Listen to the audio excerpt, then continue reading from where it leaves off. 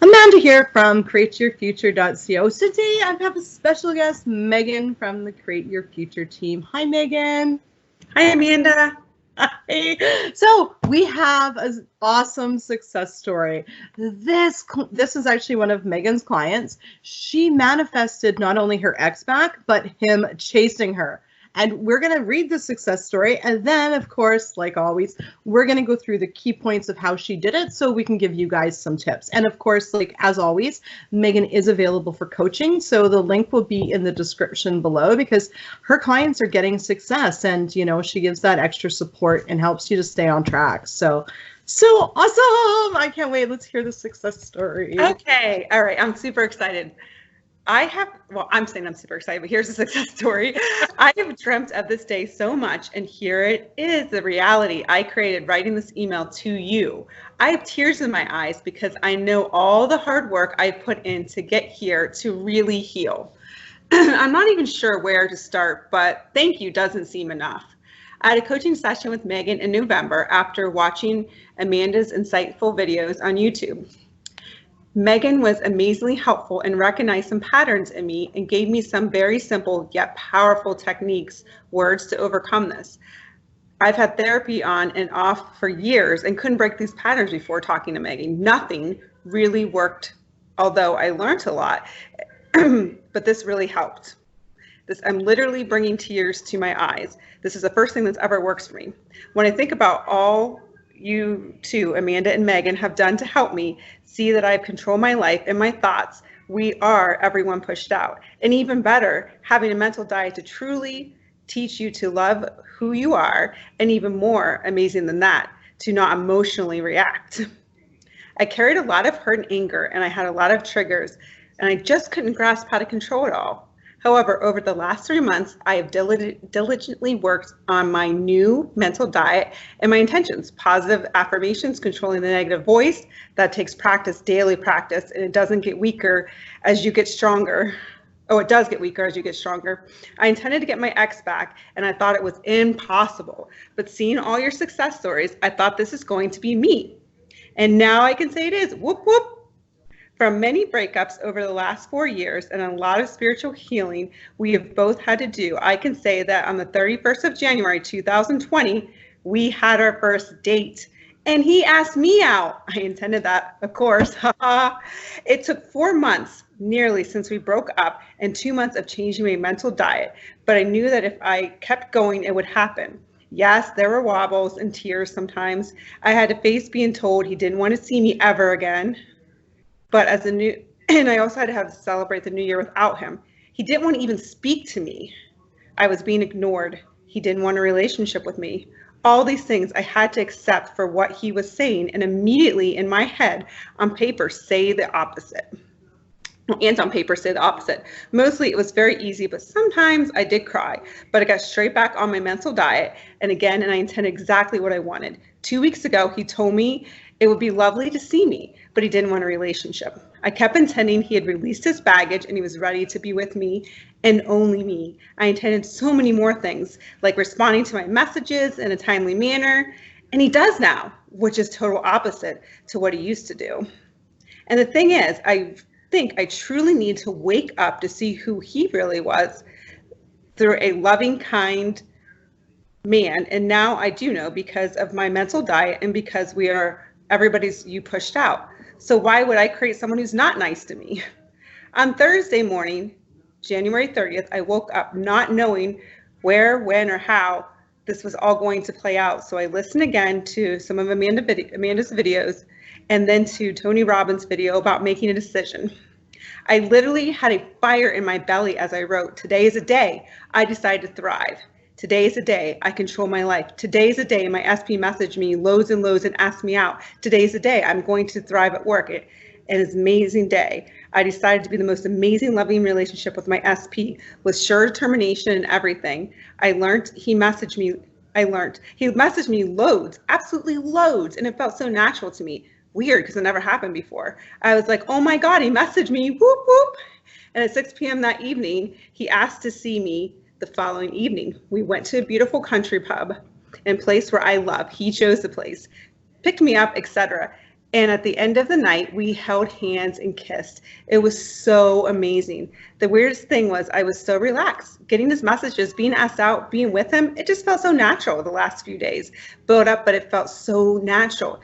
Anyway, I want to thank you so much. I truly believe if I can do this with my SP, I can be and do have anything I desire. I will keep you posted on my next amazing creation, and we will keep watching because you both, Amanda and Megan, have helped me beyond comprehension. Words to everyone wanting the same: never give up on your dreams, no matter what, or how far or hard it seems.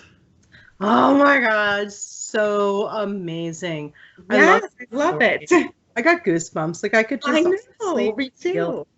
You know, one thing that she really pointed out that I like, and I've read this on other forums, somebody once said, like, don't rely on success stories, you know, do it yourself. But I have a different opinion. You know, success stories, we can use them as a catalog. We can listen to them and say, look, that's going to be me. That's going to happen for me. And that's how I use success stories, you know, and you know, to make a declaration that, yeah, you know what, that this is going to happen to me, and to fill your mind, you know, with other people's success, and to be happy for them, and to focus on things that are successful and wonderful in the world, it draws it more into you. So I think, you know, looking and reading and watching success stories is so good. Yeah. Well, and if you can do it from a place where you're not comparing or getting down on yourself, and that's what she did, which I think is a significant, important part of that whole entire thing you just said. Yeah.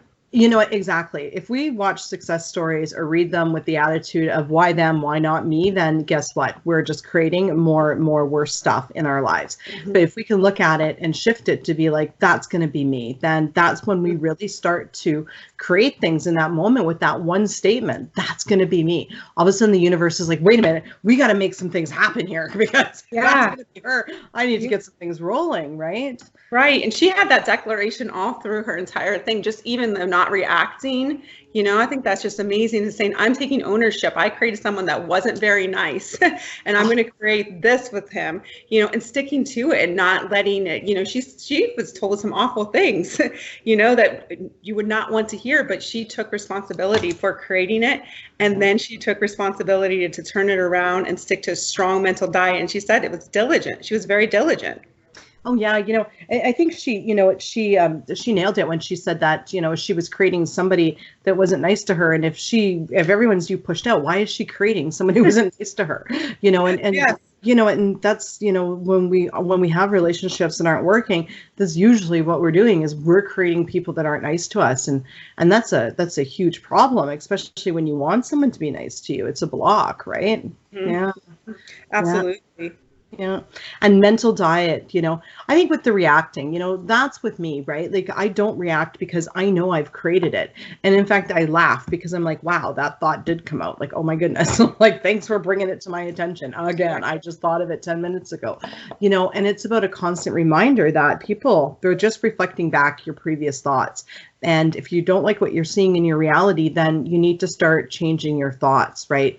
And there's really no point going out and reacting and freaking out on someone for doing something because they didn't know what they were doing to begin with, because they're just you pushed out. They were doing what you intended, maybe not directly intended, but whatever your thoughts were, they're reflecting them back. They're acting in accordance to the law of our thoughts creating in everyone as you pushed out, right? Very good. And, you know, that brings up another point, especially, you know, I'm trying to say, don't judge yourself, and don't, even if you do react, you know, don't judge yourself. If you could learn to objectively and uncritically, I think Neville says in one of his books, to observe your thoughts, you know, that is the key. And then not react or emotionally. You can respond. I mean, there's a difference between responding and reacting, you know, and this sounds to me like she was really good at responding in a way of like, okay, I don't like it. She did say she cried, but she didn't even judge herself for crying. She said, I got right back on my mental diet. And that is exactly how it is done. Yeah, exactly. So, you know, she didn't beat herself up from crying. She didn't go down that road. She was like, okay, no, I had a good cry. I'm going to get back on top of it. You know, I mean, you know, yeah, there's been times that I've created things and I've been upset. Then I'm like, okay, I'm done being upset. I'm going to start creating, and never looked back on it again, you know. And I think that's really the fine art of it is not beating ourselves up for maybe, you know, having those reactions and just going back and moving on, you know. I mean, sometimes some of the greatest breakthroughs I've had have happened after having a good cry, but then just being like, okay, it's done. Let's move on, right? Like, let's get, you know. I agree. That's so funny you say that, because I have a rule for myself. I'm like, I always feel like more cathartic after I cry. So I always have some sort of breakthrough. So I understand exactly what you mean. You know, most often, right, like, you know, a breakthrough happens after a breakdown. You know, we have a breakdown and then, you know, a breakthrough, but we can cause breakthroughs for ourselves just by changing our complaints into positive intentions and persisting in them, you know. And you know, and that's how we create and force a breakthrough in our lives, you know. And so, yeah, like, doing intentions may seem like it's forcing stuff at first, but how bad do you want it? How quickly do you want it? If you want it, you're going to have to push through all your story. And yeah, it's going to seem like forcing. It's going to seem like it. But guess what? The reward at the end of it is going to be so much better, right? When you actually push through that complaint, create yourself a breakthrough, right? Absolutely. And I think another misconception people have is they feel like they have to suppress their feelings or repress them. And that's not what this is about. Again, it's uncritically observing yourself and then turning it around into what you want to create. Well, exactly. And so, you know, I mean, again, too, right, a big part of it is changing perception on the situation to not have the negative emotions whenever possible. So you're right. It's not about suppressing, but sometimes, you know, for instance, we can look at a situation and say, well, it's only friends with benefits. So, you know, he doesn't want a relationship and I feel rejected. Okay, now that's going to make me feel really upset. But if I was to take and change the perception of the situation and say, look at, he's hanging out with me and only me. He's, you know, and we're friends with benefits because this is leading into a relationship. Now, all of a sudden, I don't feel rejected anymore. So sometimes change the way we're looking at the situation will alleviate any sort of emotional reaction, right? And also cross a bridge of events. Yeah. And well, it's assumption, you know, it's always like it is that basing what your assumption is. And we're trying to get you to change your assumption into something positive, or perception to change into positive, because that's how it is. You know, whatever you focus on is what you're going to create. And that's, you know, everybody's you pushed out. Exactly. Exactly. You know, that was an amazing success. I know, wasn't it? I'm so happy for her. I did my hair just for the success story. It looks beautiful. Thank you. You know, I was like, well, I should start, you know, I don't expect this all the time, guys. It's like, it looks great. Did you get a haircut? I did. Yes, I did. So I don't know, you guys out there, like, a little bit of a backstory. So my previous haircut, like, I don't know what happened, but like, it was just butchered and it was way too short. So basically I was hiding that for like months with like ponytails and like bangs up and stuff. So finally it had grown out enough. And my mom was like, I got a beautiful haircut, right? So I was like, oh, look, I want to go to your hairdresser. So like, we basically went there and her hairdresser did a great job. So like, yeah, I mean, if anybody wants to know, she's in Chilliwack. So yeah, my mom, right? She's in Chilliwack, the hairdresser. So you can email me and I'll let you know who she is. But like, I mean, yeah, absolutely amazing. And so, yeah, so now I'm like, well, everybody look at my hair, right? So it looks great. I know, right? So now I'm like, oh, maybe I'll put it down a little bit more, right? Like, show it off. Why not? Maybe every second day or every third day. I haven't decided if I was going to do it every day yet, right? But yeah, that's too much. I do mine every 3 days, I think. That sounds like quite the commitment over here, right? So, right. Right. Well, awesome. So much.